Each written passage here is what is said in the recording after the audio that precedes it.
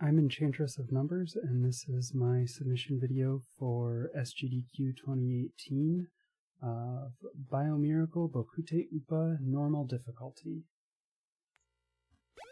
So, getting started right away, you'll notice it's a Japanese game from the title screen, and you play as a baby. Right away you can see you have a magic rattle, and you can use the rattle to inflate the enemies, and you get a little bit of a speed boost walking on the enemies. Just picked up a bell power-up, which lets you move way faster than your normal speed, but unfortunately that only shows up twice in the run. So the bell power-up is kind of similar to like a star in Super Mario or something like that.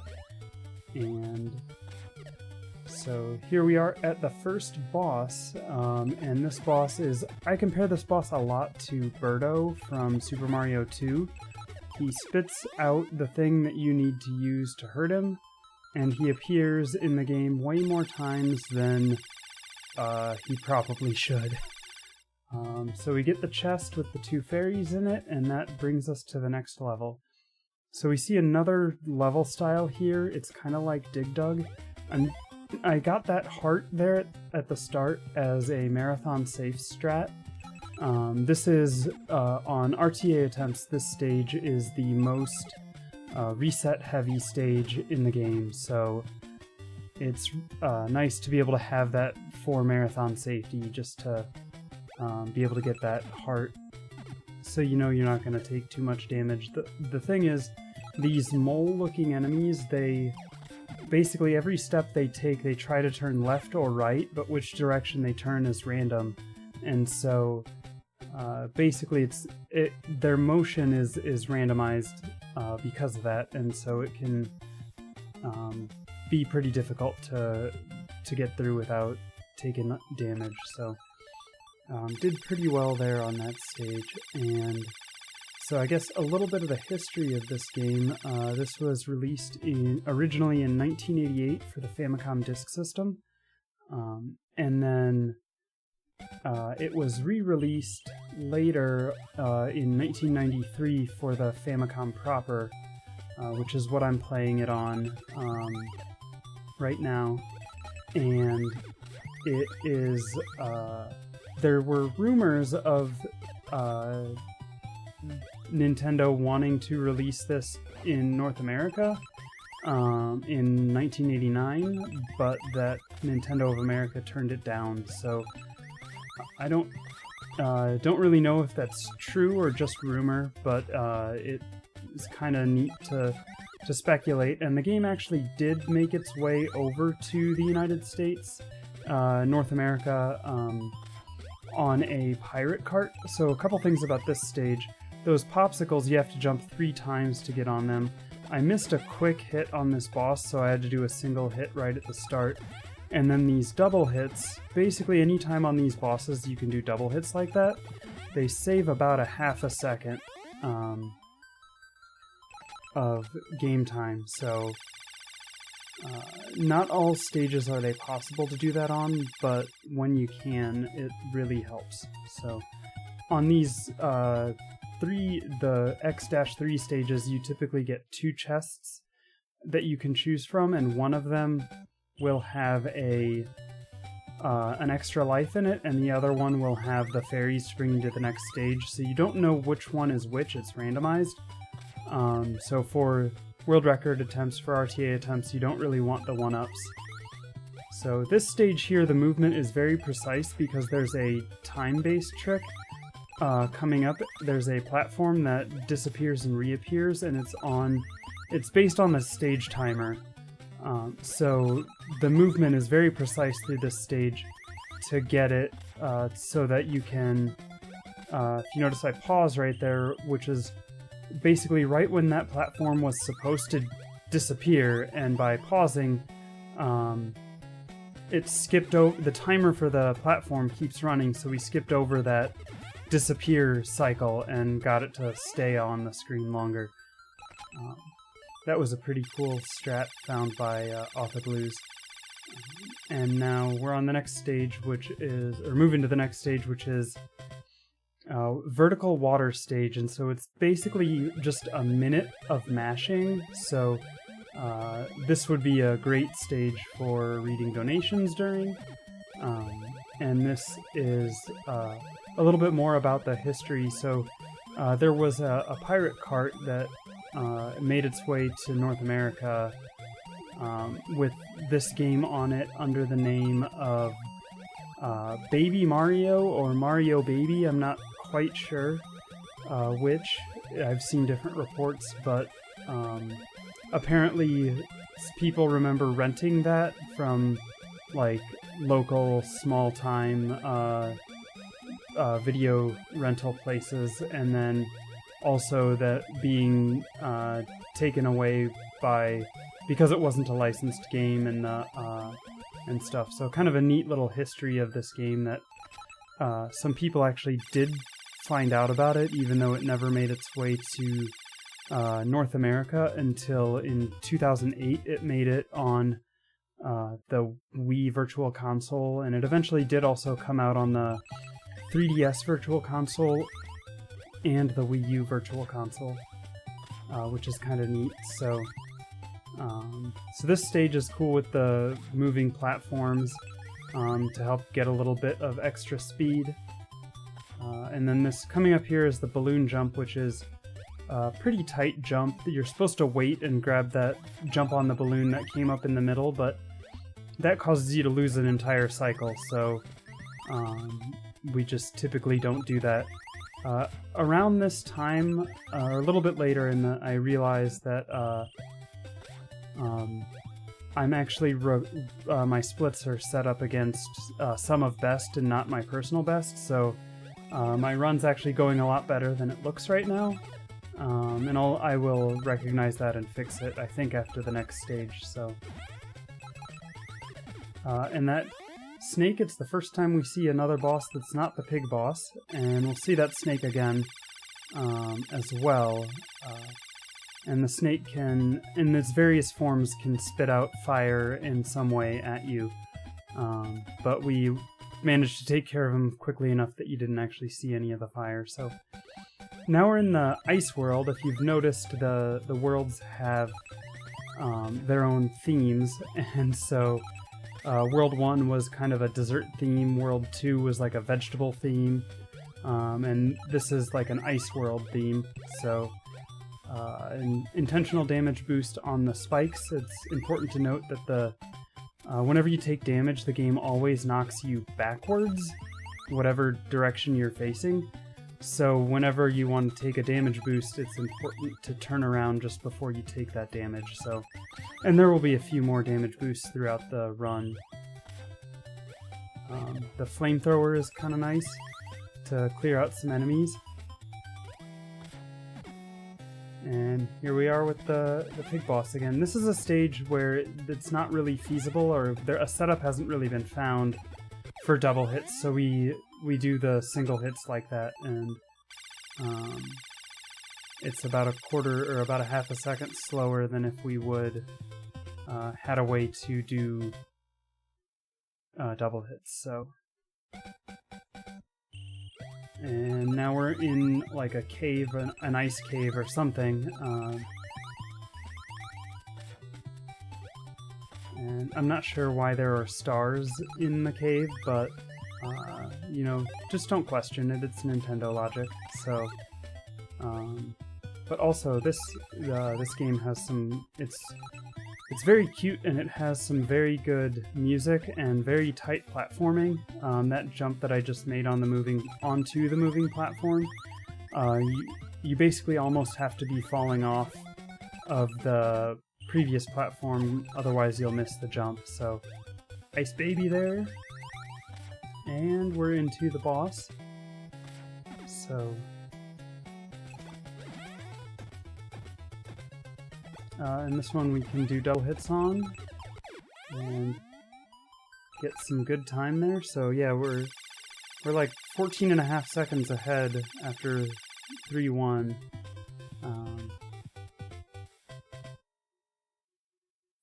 Saved a second. So this is a vertical climbing stage, and one thing you may have noticed on the vertical swimming stage was that the screen wraps left to right, and it does that on all of the vertical stages, so we'll make use of that for routing purposes in this stage coming up.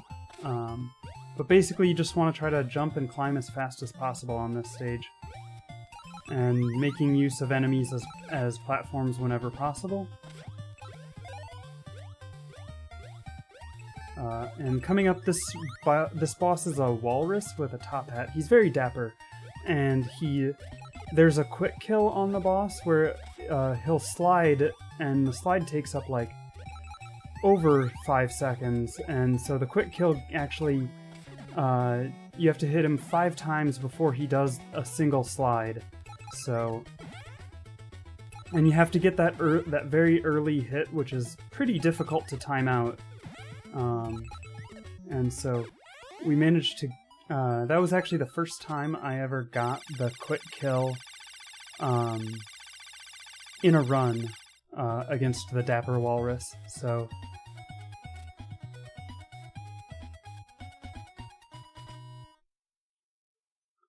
that's a very new strat. So this stage, now we're in the circuit board. The World 4 is kind of neat because it basically sort of changes your expectations of the game, or questions your expectations. So this stage is a lot like a maze from like the castle mazes in Super Mario Brothers or something like that. So if you don't take the path that I'm taking, the stage will just loop, and it doesn't give you any indication that you've taken the wrong path. You just have to kind of figure out that you've taken the wrong path. So it's kind of cruel game design from the late 80s, so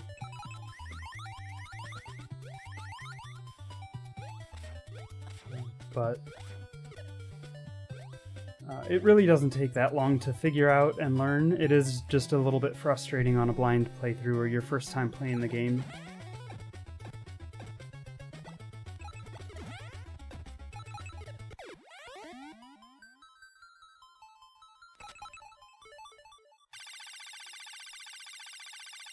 So, alright, we're through that stage. 4-2 challenges your expectations by literally flipping them on its head. So I joke that this is the reason why I play this game, this stage. So a lot of people really dislike this stage, but it's actually not a very difficult stage once you learn the route through it, and I kind of messed up the route right there, so which cost me like 2 or 3 seconds. But nothing major. And I recover it pretty well. I mean, it's not like a super timing-based thing. I just lost a little bit of time early on.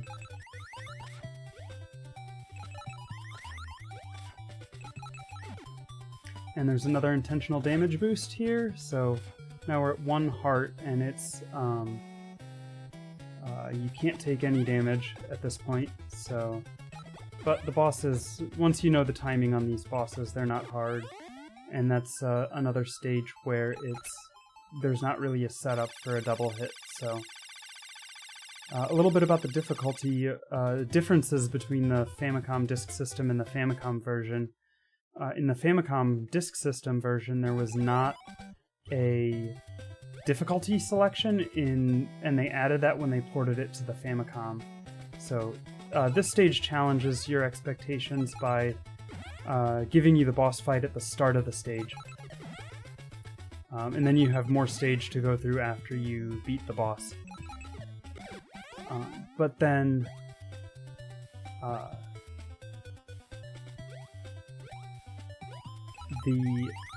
so there was no difficulty selection on the Famicom Disk System, and that difficulty corresponds to the normal difficulty on the Famicom cartridge. So that's, I think, the main reason why the normal difficulty is the predominant, is the most popular speedrun category for this. Some of the differences are what they did to make easy mode easier was they gave you 3 hearts to start out with instead of only 2, and then each enemy does half a heart of damage, or each hit does half a heart instead of a full heart of damage. So that was an intentional damage boost there, and then we damage boost on these pencils. There's a slightly faster strat coming up here that I chose not to do in the interest of marathon safety, because this game has no checkpoints, so a death would have sent me all the way back to the start of the level. So it does lose about 2.5 seconds or so, but it's better than taking a death and losing 50 seconds, so... So yeah, other differences, some of the platforms that, like the falling platforms, don't fall in easy mode. And if you take a game over in normal mode, it starts you back at the first stage in the world that you're on. So we're going into World 5-2. If I were to take a game over and continue, it would start me back at 5-1. In easy mode, it would start you back at 5-2. But those are the main differences between the two modes.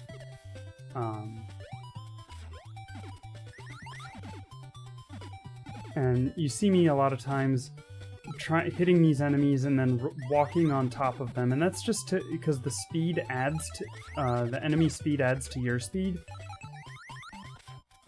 So it can it helps you get a little bit of speed increase, saves a few frames, which over the course of the run, you do that on enough enemies, it really does add up.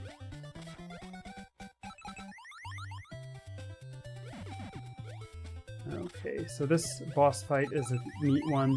One of the things the game tries to do is put the boss in places where you can't be up right next to the boss, but we found ways to stay on this really small platform that you're really not even supposed to be on.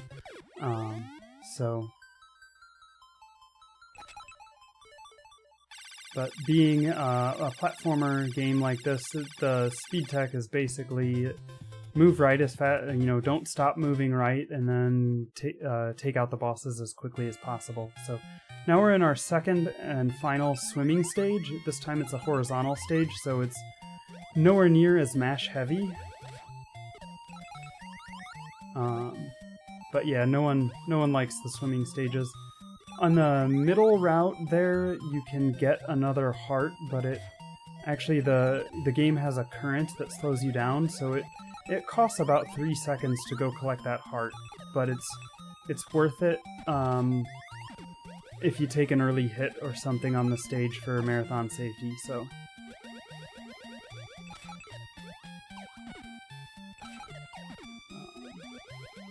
And then again up here on the bottom route, there's a block that has a health refill, which is worth it if you've taken damage, but otherwise it's slower to go down that way. So yeah, there are a number of safeties like that that can be used to make make it more marathon safe. So this boss, there are double hits you can do, which save, if you get both double hits, it saves about... Oh, and I messed that up. So I had the setup for the double hit and I messed it up. So I lose a fair amount of time on this boss. Because of it, I lose, I think, 17 seconds, which... in my PB, I got 2 double hits on this boss, so that's, even though that's the difference of getting the quick kill and not getting the quick kill, is about 17 seconds, so...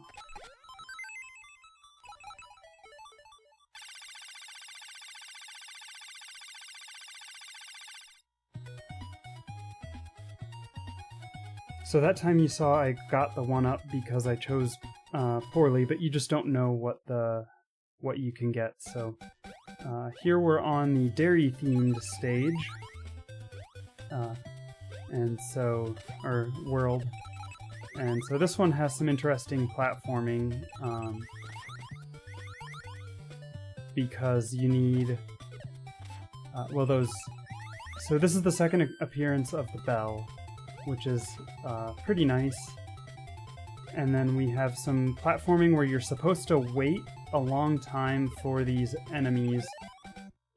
And we found a manipulation that lets you kind of minimize your wait time. So, and then there's a brand new boss fight strat for this boss found literally just this past week. And I just messed it up right there, so this boss fight is going to lose a fair amount of time as well, just because of taking damage when I shouldn't have, because the goal is to get up onto that platform where you're really not supposed to be.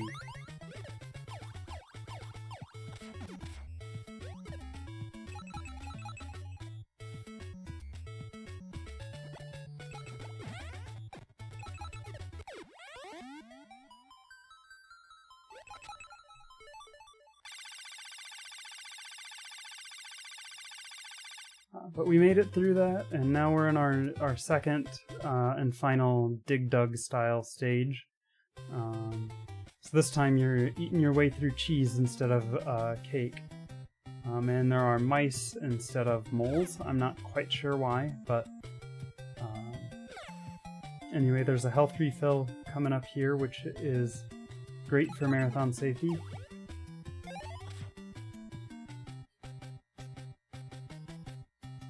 And then basically we just hit the mice to the right to save as much time as possible and not to take too much damage. So, and it's a very nice stage.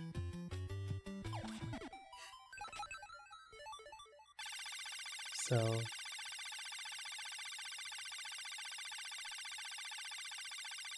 but yeah, this game, as you've probably noticed already, is an exceedingly cute game. But it's deceptive because it's very cute but also pretty difficult, and so I take my first and only death of the run there. Luckily it was at the beginning of the stage, so we don't lose much time.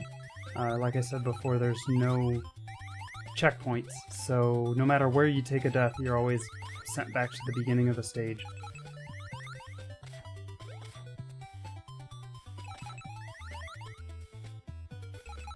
And this stage is very difficult, mostly because these jelly platforms that you saw me on, it's very hard to control your movement on them, because you have to be very precise with when you jump, because there's kind of like a spring platform in Super Mario. It can really change how high you jump based on when you jump when you're on it. So,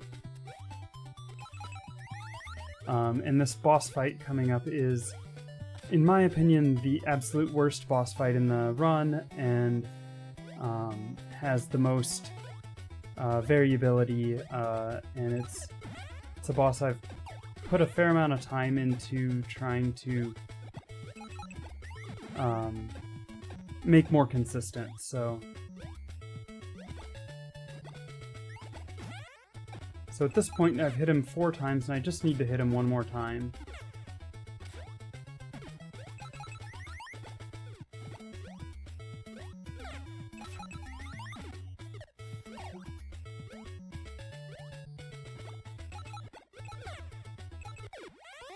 So, not the best boss fight there, but not the worst either. It can really go south.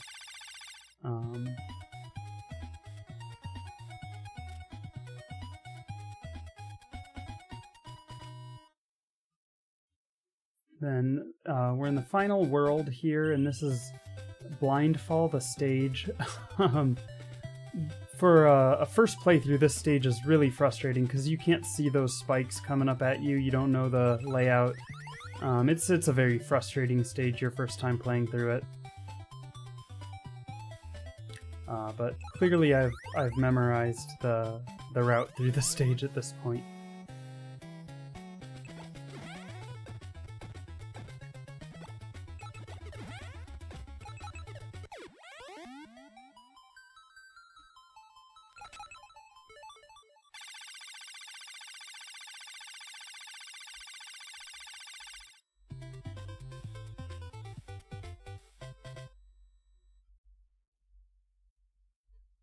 Alright, so we see some new enemies in this stage now. These porcupine enemies, you'll see what they can do here coming up. They will, if you get in front of them, they will explode like that. Luckily, their explosion pattern is consistent.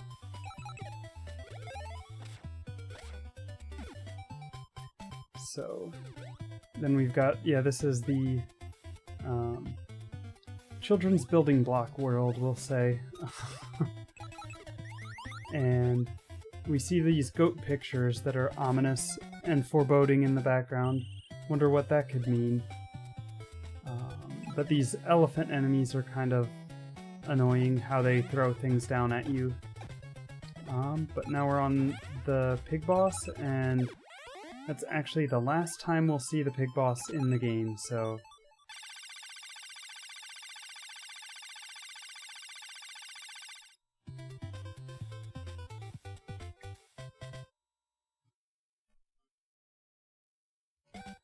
Alright, and now we're on the final stage, and this is also the longest stage in the game, with some intentional damage boosts at the start.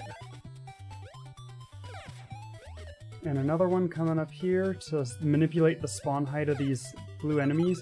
That's one thing I should mention, is those blue sine wave enemies, their spawn height is determined based on your height when they come on screen.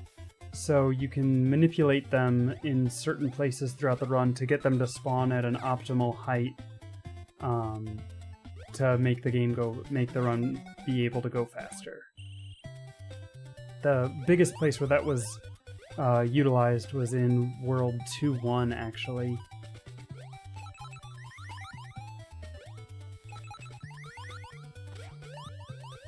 Okay, and we get a free one-up here. There's actually 2 one-ups on that screen, and a heart. There's a heart in that box down there, but we don't need it. And then knock that elephant to the left to manipulate spawns. And take an intentional damage boost through that enemy.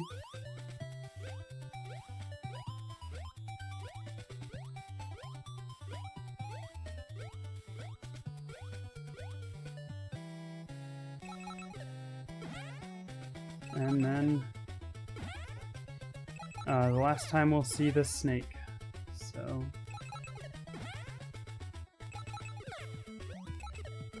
kind of hit him too early on the last hit, so I had to send another enemy at him. Lost a little bit of time for that.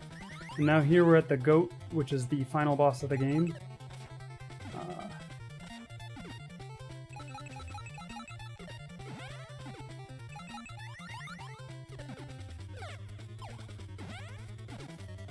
And so this is, you have to hit the goat 7 times.